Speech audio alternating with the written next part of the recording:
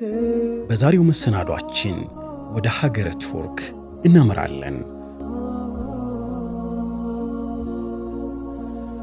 የተወሰነው ግዛቷ በኤዥያ የተወሰነው ደግሞ በአውሮፓ አህጉር ይገኛል።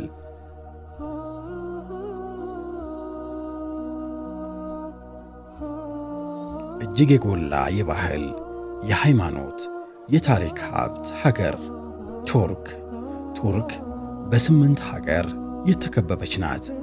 በሰሜን ምዕራብ ግሪክና ቡልጋሪያ፣ ሰሜን ምስራቅ ጆርጂያ፣ በምስራቅ አርመንያ፣ ኢራንና አዘርባይጃን፣ በደቡብ ኢራቅና ሶሪያ ያዋስኗታል።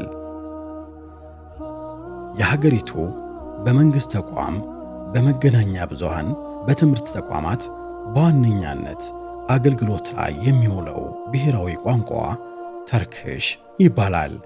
የሜዲትራኒያን ሙሽራዋ ቱርክ የአየር ጸባይዋና የመልክዓ ምድሯ አቀማመጥ ልዩ ነው።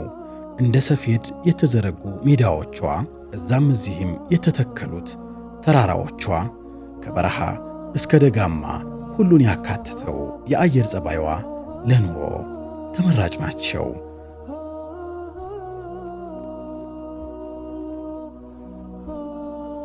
ቱርክ በተለይ ከፍተኛ የውሃ ሀብቷ የላቀ ነው። በርካታ ግዙፍ ወራጅ ወንዞችና ሐይቆች ባለቤት ናት። የቱርክ የሕዝብ ቁጥር 86 ሚሊዮን ሲሆን በዋና ከተማዋ አንካራ ብቻ 5.5 ሚሊዮን ሕዝብ ይኖራል። የሀገሪቷ 99 በመቶ ሕዝብ የእስልምና ሃይማኖት ተከታይ ናቸው። እስልምና ወደ ቱርክ የገባው ገና በጅማሬው በ7ኛው ክፍለ ዘመን ነበር። እስልምና በ7ኛው ክፍለ ዘመን ወደ ሀገሪቱ ይግባ እንጂ በዛች ምድር የተስፋፋው በ11ኛው ክፍለ ዘመን በሰልጁኮች አማካኝነት ነው።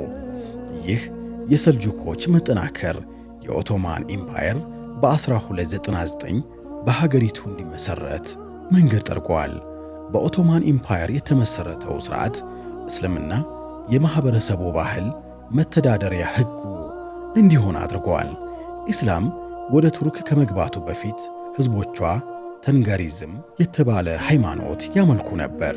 ሀገሪቱ ከፍተኛ የነጋዴዎች መተላለፊያ እንደመሆኗ ዞራስተሪዝም፣ ማሄቺዝምና ቡድሂዝም ተከታዮች ይበዙ ነበር።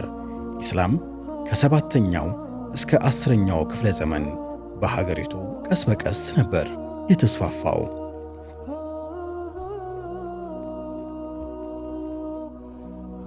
በሳውዲ የአራቱ ኸሊፋዎች የአመራር ዘመን የኢስላም መልእክት አንድም በዳዕዋ በሌላ መልኩ በግዛት ማስፋፋት በርካታ ሰዎች ወደ እስልምና ገብተዋል። ሰፊ ግዛትም ወደ ኢስላም ተጠቃለዋል። ከዚህ ጋር ተያይዞ ኢስላም በቱርክ ከ7ኛ እስከ 10ኛው ክፍለ ዘመን በሀገሪቱ እንዲስፋፋ 3 ዋና ዋና ምክንያቶች ይጠቀሳሉ።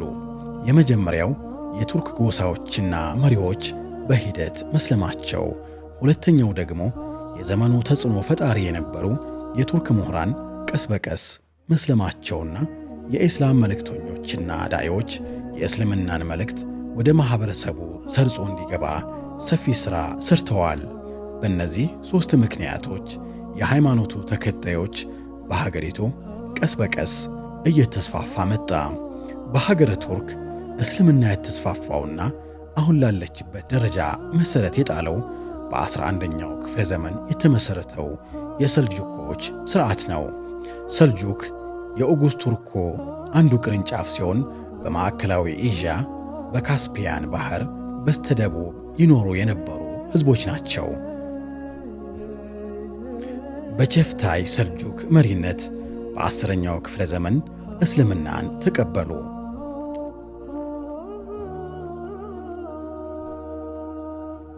ይህ ጎሳ በ11ኛው ክፍለ ዘመን ወደ አሁኗ ኢራን በዘመኑ አጠራር ወደ ፐርሻ ተሰደው የአካባቢ ገዢዎች ጦር ውስጥ ተቀጣሪ በመሆን አገልግለዋል። ከፍተኛ የጦር ስልት ለመማርም ዕድል ፈጥሮላቸዋል። ይህ ጎሳ ራሱን እያደራጀ በሰልጁክ ልጆች ማለትም ቱግሩል ቤይና ቸግሪል ቤይ አማካኝነት ግዛት በማስፋፋት ጋዝና ቫድ የተባለውን የፐርሻና የሰሜን ምዕራብ ህንድ አካባቢን ተቆጣጠሩ።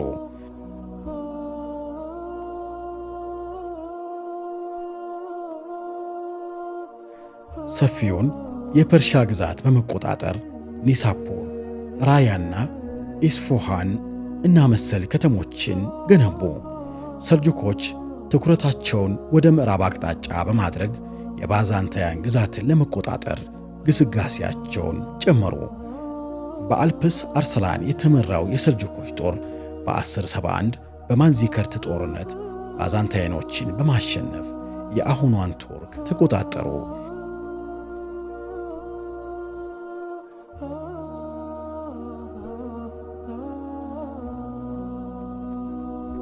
የሰልጁኮች ኢምፓየር ኢራን፣ ቱርክ፣ ሶሪያና ፍልስጤምን መቆጣጠር የቻለ ጠንካራ ሥርዓትም መሠረተ። የሰልጁኮች ሥርዓት ከ1077 እስከ 1307 የዑስማንያ ሥርዓት እስከተመሠረተበት ጊዜ ለ630 ዓመታት ቱርክን አስተዳደረ። የሰልጁኮች ሥርዓት እየተዳከመ በአካባቢው የተለያዩ ሥርዓቶች ተመሠረቱ።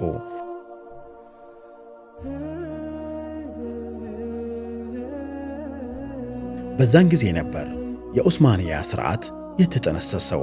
ዑስማን አንደኛ በሰሜን ምዕራብ ቱርክ የሚኖሩ የማህበረሰብ ክፍሎችን በማዋቀር እንደ አዲስ ግዛቶችን መቆጣጠር ጀመረ። ዑስማን በ1299 ነፃ ግዛት መመስረቱን በማወጅ ለ600 ዓመታት ቱርክን የመራ የዑስማንያን ሥርዓትን እንዲመሰረት መሠረት ጣለ። ኢስላማዊ ተቋማት በቱርክ በሀገረ ቱርክ በርካታ ታሪካዊ ተቋማት ያሉ ሲሆን የተወሰኑትን ለመጥቀስ ያክል አያ ሶፊያ መስጂድ።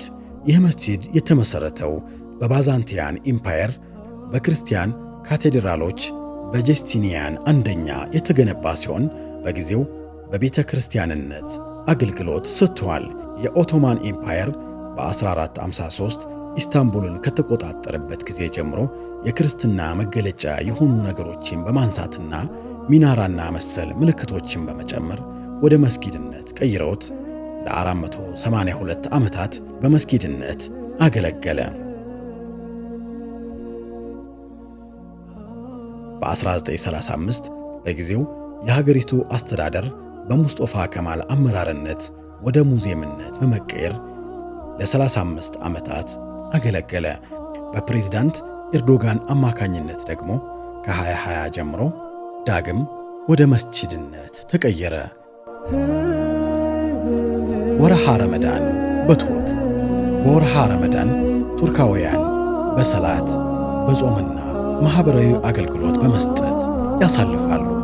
በኢፍጣር ሰዓት ከዘመድ አዝማድና ጎረቤት ጋር ማፍጠር እንዳለ ሆኖ በአንድ ቦታ በርካታ ሰዎች በጋራ ማፍጠር የተለመደ ነው። ይህ በኢስላማዊ ተቋማት በመስጂድና ጎዳናዎች ላይ ሊሆን ይችላል።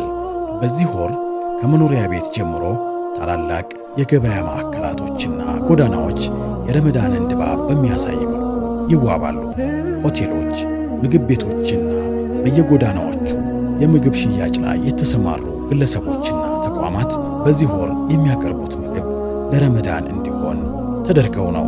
በወርሃ ረመዳን ቱርኮች በኢፍጣር ሰዓት ቦምቦሊኖ፣ ባቅላባና ለረመዳን ታስቦ የሚዘጋጅ ዳቦ በብዛት ይጠቀማሉ።